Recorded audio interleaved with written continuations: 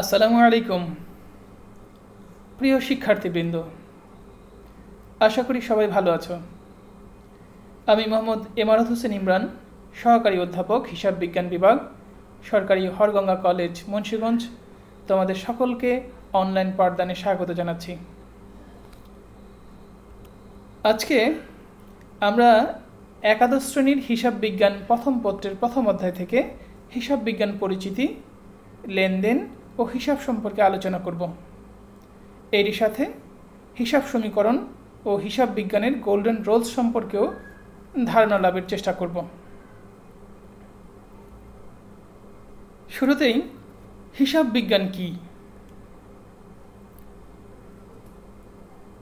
হিসাব বিজ্ঞান হলো একটি তথ্য ব্যবস্থা যেখানে কোনো ব্যক্তি বা প্রতিষ্ঠানের অর্থনৈতিক ঘটনাসমূহ চিহ্নিতকরণ ও লিপিবদ্ধকরণের মাধ্যমে সংশ্লিষ্ট পক্ষসমূহের নিকট তথ্য সরবরাহ করা হয়ে থাকে। প্রিয় শিক্ষার্থীবৃন্দ, আমরা বলছি accounting is an information system. তাহলে সিস্টেমটা কি? চলো সেটা একটু দেখি। প্রথমত, কোনো ব্যক্তি বা প্রতিষ্ঠানের আর্থিক ঘটনাসমূহকে ইনপুট হিসেবে গ্রহণ করছি, এরপর সেটাকে প্রসেস করছি, একই সাথে শ্রেণীবদ্ধভাবে সংরক্ষণ করছি, যা চাহিদা অনুযায়ী বিভিন্ন পক্ষের নিকট আউটপুট আকারে উপস্থাপন করে থাকি। এখানে ইনপুট গ্রহণ করার সময় খেয়াল করব ঘটনাটি অর্থ কিংবা অর্থের মূল্যে নিরূপণযোগ্য কিনা, কারণ আমরা জানি অনার্থিক কোনো বিষয় হিসাব বিজ্ঞানে অন্তর্ভুক্ত করা যায় না। কেবলমাত্র আর্থিক ঘটনা হিসাবে চিহ্নিত হলে প্রামাণিক দলিলপত্র যেমন ক্যাশ মেমো, চালান, debit note, credit note, voucher, VAT চালানপত্র ইত্যাদির ভিত্তিতে ঘটনাটিকে ইনপুট হিসাবে আমরা গ্রহণ করে থাকি। এরপর তা রেকর্ড করার ব্যবস্থা করে থাকি, যেটাকে আমরা বুককিপিংও বলছি। এখানে মূলত জাবেদা, খতিয়ান এবং রাওয়ামূলের কাজটি সম্পন্ন হয়ে থাকে। এরপর লিপিবদ্ধকৃত উপাত্ত হতে আর্থিক প্রতিবেদন যেমন আয় বিবরণী, আর্থিক অবস্থার বিবরণী, যেটাকে আমরা উদ্বৃত্তপত্র বা কখনো কখনো উদ্বর্তপত্র বলে থাকি, মালিকানা সত্ত্ব বিবরণী, নগদ প্রবাহ বিবরণী ইত্যাদি প্রস্তুতের মাধ্যমে হিসাব বিজ্ঞান তথ্যের অন্তঃস্থ ও বহিস্থ ব্যবহারকারীর নিকট উপস্থাপন করে থাকি। আর এই উপস্থাপিত তথ্য বিশ্লেষণ করেই মূলত সংশ্লিষ্ট পক্ষসমূহ প্রয়োজনীয় সিদ্ধান্ত গ্রহণ করে থাকে।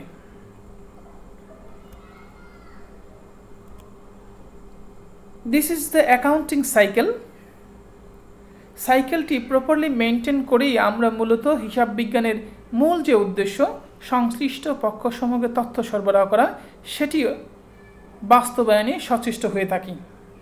আমরা সোর্স ডকুমেন্টসের ওপর ভিত্তি করে জাবেদা তৈরি করছি, খতিয়ান করছি, এরপরে হিসাবের গাণিতিক শুদ্ধতা যাচাইয়ের জন্য রাওয়ামিল প্রস্তুত করে থাকি এবং ফাইনালি আমরা ফিনান্সিয়াল স্টেটমেন্টগুলো প্রস্তুতের মাধ্যমে সংশ্লিষ্ট পক্ষের নিকট প্রয়োজনীয় তথ্যগুলো উপস্থাপন করছি।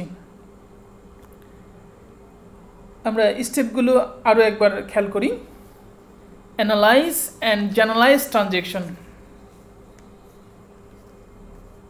অর্থাৎ লেনদেনগুলোকে আমরা চিহ্নিতকরণ করছি, তার ভিত্তিতে হিসাবের প্রাথমিক বইতে লিপিবদ্ধ করছি, এরপর খতিয়ান করছি, হিসাবের গাণিতিক শুদ্ধতা যাচাইয়ের জন্য রাওয়ামিল প্রস্তুত করছি এবং প্রয়োজন অনুযায়ী আমরা অ্যাডজাস্টিং এন্ট্রিও করে থাকি, তার প্রেক্ষিতে অ্যাডজাস্টেড ট্রায়াল ব্যালেন্স প্রস্তুত করা হয়ে থাকে এবং ফাইনালি আমরা ফিনান্সিয়াল স্টেটমেন্টগুলো প্রস্তুতের মাধ্যমে সংশ্লিষ্ট পক্ষের নিকট তথ্যগুলো উপস্থাপন করে থাকি।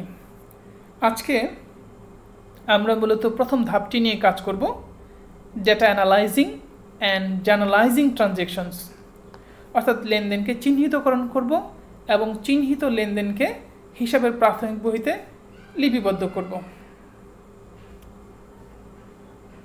তাহলে চলো আগে জেনে নেই লেনদেন কি। আবিধানিক অর্থে লেনদেন বলতে কোনো কিছুর আদান প্রদানকেই বোঝায়, তবে হিসাব বিজ্ঞানে অর্থ বা অর্থের মূল্যে পরিমাপযোগ্য এরূপ কোনো দ্রব্য বা সেবার আদান প্রদানের দ্বারা কোনো ব্যক্তি বা প্রতিষ্ঠানের আর্থিক অবস্থার পরিবর্তন ঘটলে এরূপ আদান প্রদানকে লেনদেন বুঝব।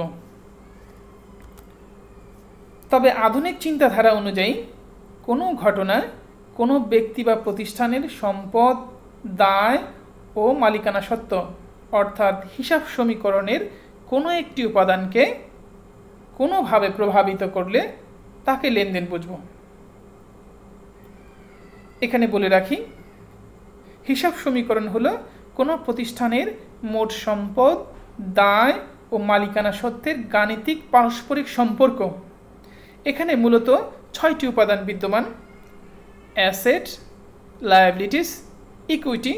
আবার ইকুইটির মধ্যে আরও 4টি উপাদান রয়েছে: ওনার্স ক্যাপিটাল, ওনার্স উইথড্রল হতে পারে, ইনকাম এবং এক্সপেন্স।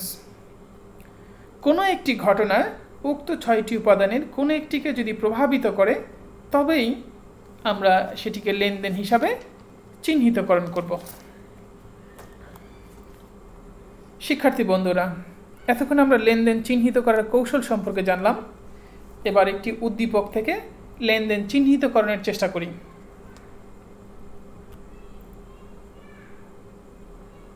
জনাব আসাদ 2019 সালের 1 জানুয়ারি তারিখে নগদ 1,50,000 টাকা, 30,000 টাকার আসবাবপত্র, 40,000 টাকার পণ্যদ্রব্য এবং বন্ধু নাসিরের নিকট হতে 50,000 টাকা ব্যক্তিগত ঋণ এনে ব্যবসায় বিনিয়োগ করেন। এটি একটি ঘটনা নিঃসন্দেহে।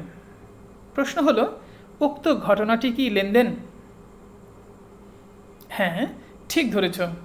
যেহেতু উক্ত ঘটনাটি জনাব আসাদের ব্যবসায়ের আর্থিক অবস্থার পরিবর্তন ঘটিয়েছে, অর্থাৎ হিসাব সমীকরণে সম্পত্তি মালিকানা সত্ত্বকে প্রভাবিত করেছে, সেহেতু এটি একটি লেনদেন।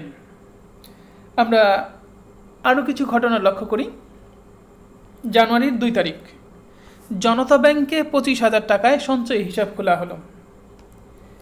একদিকে সম্পত্তি বৃদ্ধি পেয়েছে, অপরদিকে সম্পত্তি হ্রাস পেয়েছে। এটি ব্যবসায়ের আর্থিক কাঠামোর গুণগত একটি পরিবর্তন, যে কারণে এটিকে আমরা লেনদেন বলবো। জানুয়ারির 5 তারিখ পণ্য ক্রয় 30,000 টাকা, যা পরিশোধিত হয়নি। একদিকে খরচ, অপরদিকে নতুন করে দায়ের সৃষ্টি হয়েছে, ফলে দায় ও মালিকানা সত্ত্বে পরিবর্তন সাধিত হয়েছে, ফলে এটিও একটি লেনদেন। 7 তারিখ ব্যক্তিগত 35,500 টাকায় সেলের জন্য ল্যাপটপ ক্রয়। শিক্ষার্থীবৃন্দ, এটি কি একটি লেনদেন বলতে পারবো আমরা? অবশ্যই না। কেননা আমরা জানি হিসাব বিজ্ঞানের ব্যবসায়িক সত্তানীতি অনুযায়ী ব্যবসায় থেকে মালিকানা সম্পন্ন আলাদা। যেহেতু জনাব আসাদ ব্যক্তিগত অর্থে সেলের জন্য ল্যাপটপ ক্রয় করেছেন, সেহেতু ঘটনাটি ব্যবসায়ের সাথে সম্পর্কযুক্ত নয়, কাজেই এটিকে আমরা লেনদেন বলবো না। জানুয়ারির 12 তারিখ নগদে পণ্য বিক্রয় 40,000 টাকা।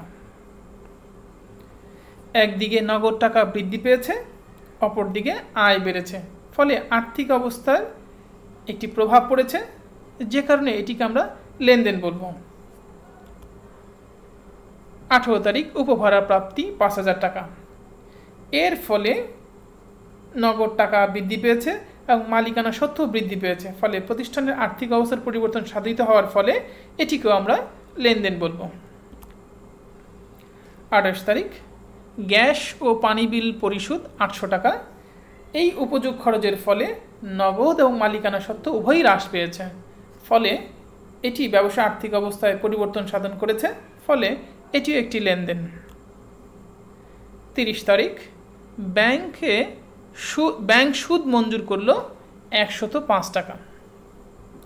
ব্যাংক যখন কোনো গ্রাহককে সুদ মঞ্জুর করে, তখন ব্যাংক ওই ব্যবসায় বা ব্যক্তি ব্যবসায়ের ব্যাংক অ্যাকাউন্টে টাকাটি দিয়ে রাখে, যে কারণে ওই অ্যাকাউন্টে টাকার পরিমাণটি বেড়ে যায়, অর্থাৎ ব্যক্তি বা প্রতিষ্ঠানের সম্পত্তি বৃদ্ধি পায়।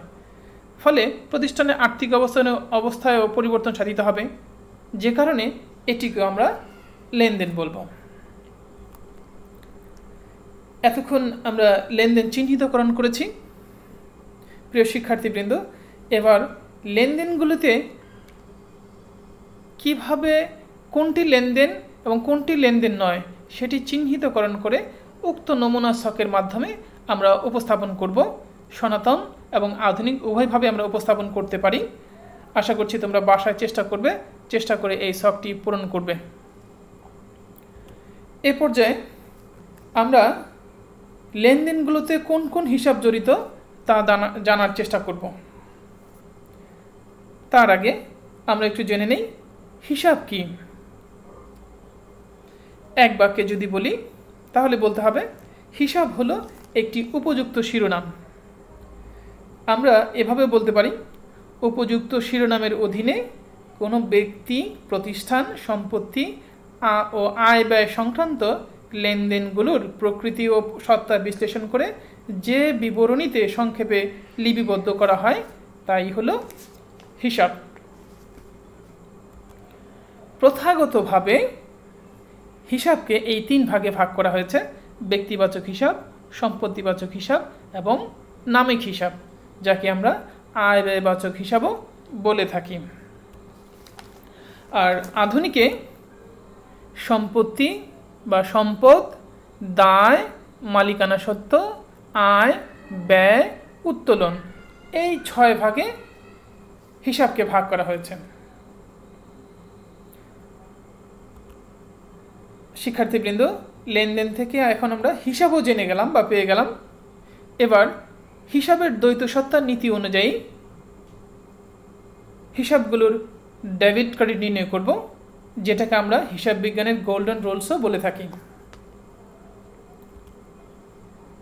সম্পত্তি বৃদ্ধি পেলে ডেবিট করব, হ্রাস পেলে ক্রেডিট করব।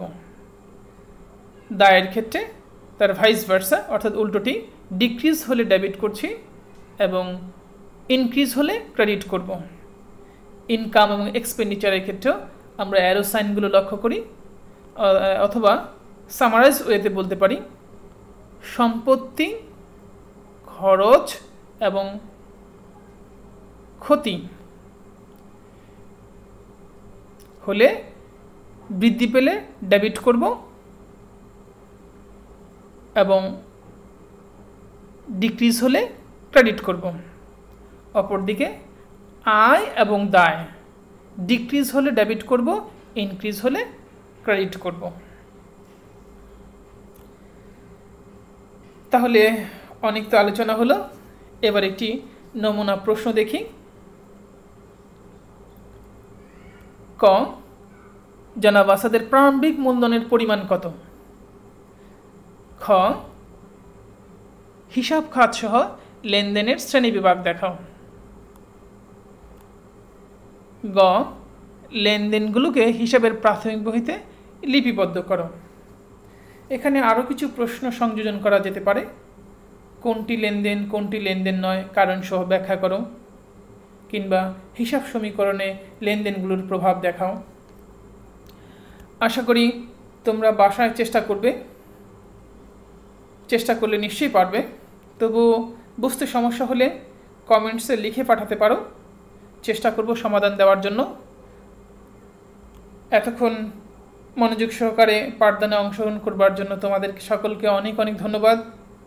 আবার কথা হবে নতুন কোনো আয়োজনে। সে পর্যন্ত ভালো থাকো, সুরক্ষিত থাকো। আল্লাহ হাফেজ।